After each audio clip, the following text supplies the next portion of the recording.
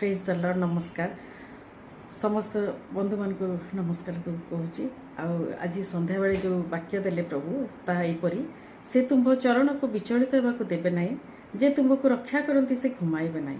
गीत संगीत 121:3 ये वाक्यटी जो देले से आम चरण को विचलित होगा जो आमको आम पाखे समस्या दुख सब समस्या आसे रोग रूपक समस्या से आम चरण एपट सेपट हो जाए, किंतु से भितर भी प्रभु आमको रक्षा करती से केवे घुमाती ना कि निद्रा जाती से आम ऊपर मनोयोगी परमेश्वर होती आमको सब बेले से निघा रखी था जे से कौटी मो पिला कौटी मो संतान कौटी मोर संतति असुविधार पड़ते से भितर से आमको सुरक्षा दियंती। आ जो समस्या सब आसी थाए से भितर से आमको केमती पाखक बेसी आसबू से आमको सब अनै था डाकती जे मते डाके मु तोते साहाय्य करी मु तते उत्तर देवी। आम से समय डाकिले से आमको उत्तर दियंते आम प्रार्थना शुणती।